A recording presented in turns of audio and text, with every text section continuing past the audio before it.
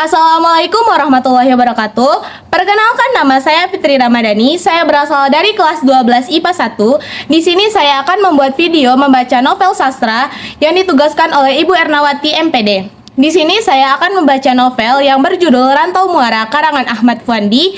Saya akan membacakan novel dari halaman 1 sampai 5, yaitu bab 1 yang berjudul Dastar Macan. Selamat menonton teman-teman. Aku tancapkan kunci dan kuatkan pintu itu tergesa-gesa. Macet tidak beringsut.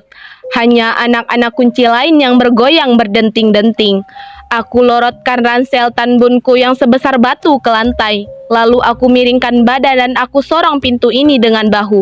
Bruk, daun pintu triplex bercat biru muara itu akhirnya bergeser dengan bunyi terseret. Engselnya merengek kurang minyak. Entah mengapa, di setiap kamar kos yang aku pernah sewa di kota ini, ukuran rangka dan daun pintu jarang yang klop.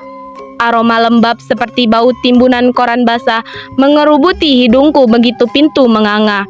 Di tengah gelap, tanganku mencari-cari saklar di pojok kamar. Bohlam usang itu mengerjap-ngerjap beberapa kali seperti baru siuman dan lalu bersinar malas-malasan, bagai protes minta diganti.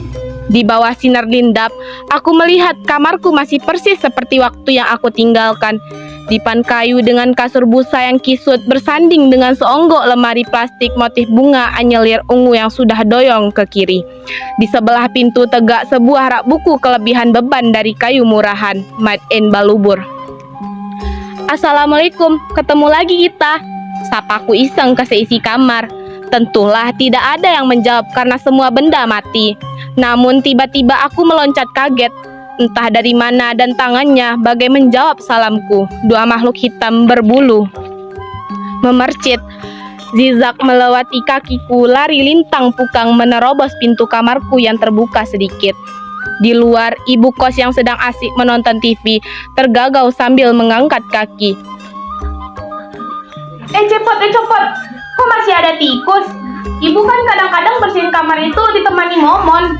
Kucingnya si Momon menegakkan kuping dan melompat dari pangkuan mengejar si tikus sampai lubang gelap di sudut dapur, persis seperti Tom and Jerry. Ukuran, kadang-kadang, ibu kos itu mungkin hanya sekali dua kali saja dalam setahun.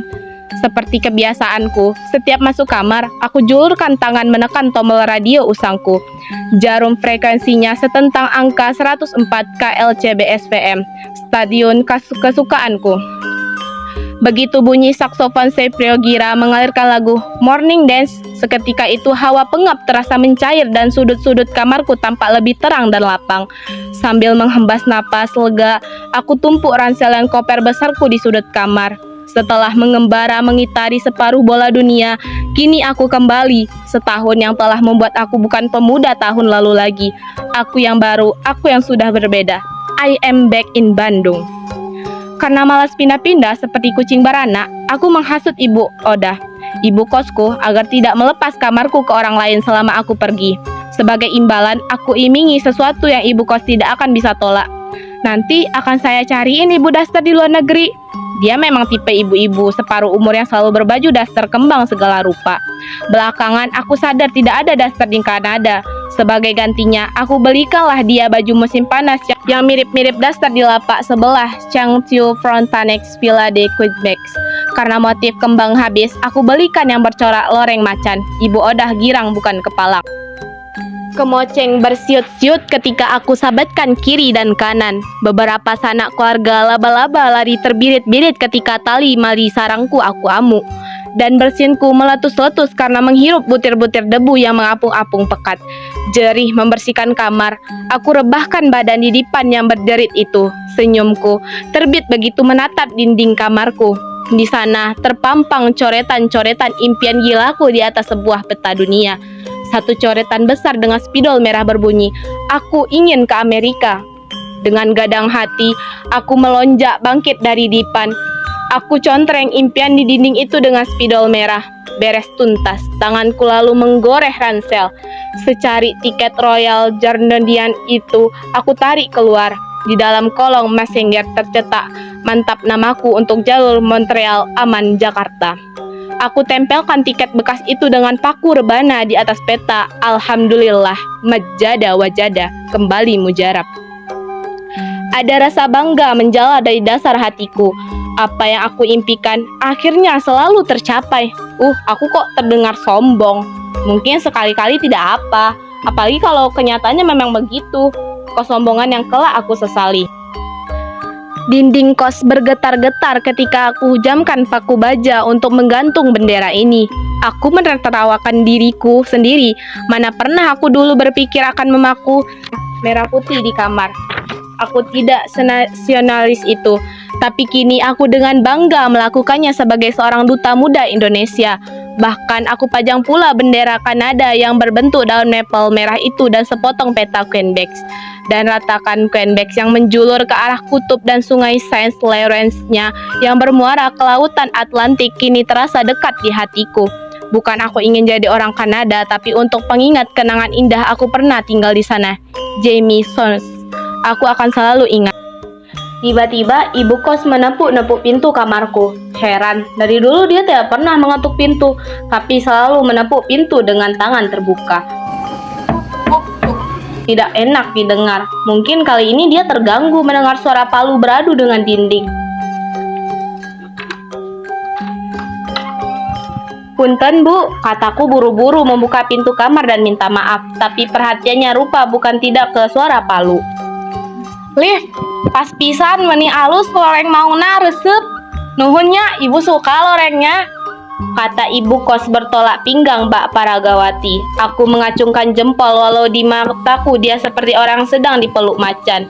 Si Momon saja sampai melengkungkan punggungnya dan mengeong-ngeong pilu melihat penampilan majikannya. Aku tidak tega menertawakannya karena setiap melihat dia aku ingat Ama. Usia mereka sepantar. Bedanya Ama suka berbaju kurung dan seorang guru, sedang Ibu Oda berdaster dan berkarir sebagai ibu kos sejak 10 tahun lalu setelah ditinggal wafat oleh suaminya. Sebelum lupa, ini surat-surat yang datang selama ini, katanya. Aku ulurkan tangan menerima satu plastik besar dan berisi surat-surat. Beraneka rupa surat, mulai dari surat teman dari Kanada, surat tagihan, ini itu, sampai surat dari koran yang menolak nafkahku.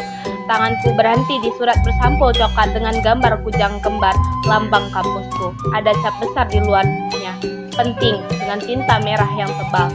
Aku buka amplop itu, isinya surat peringatan agar aku segera mendaftar ulang dan membayar uang kuliah. Aku urut-urut keningku sendiri. Aku baru ingat kalau aku belum mengurus pendaftaran kuliah selama di Kanada. Kalau tidak diurus, aku bisa dianggap cuti lagi 1 semester. Di surat ini tertulis, aku harus mendaftar ke fakultas paling lambat tanggal 10 bulan ini. Aku sudah terlambat seminggu. Buk. Tepukan di pintu lagi. Sebelum aku jawab, kepala ibu kos tiba-tiba muncul dari balik pintu. Punten pisan, Liv. Baru datang sudah ibu ganggu. Tapi ibu lagi ribet dan perlu duit untuk belanja bulanan. Tolong uang kosnya, Nya. Dia melempar senyum sekilas dan kepalanya kembali lenyap di balik pintu. Upeti daster macan pun tidak mampu menghalangi tagihan uang kos yang jatuh tempo. Bagus, hanya dalam beberapa hela napas 2 masalah muncul, uang kuliah dan bayar kos. Kedua-duanya sudah terlambat. Aku merogoh dompet yang terselip di sana, hanya ada sekembar 50 ribuan kusut yang kesepian. Tidak cukup. Oke guys, cukup sekian dari video aku. Baiklah, terima kasih buat semua yang udah nonton. Assalamualaikum warahmatullahi wabarakatuh.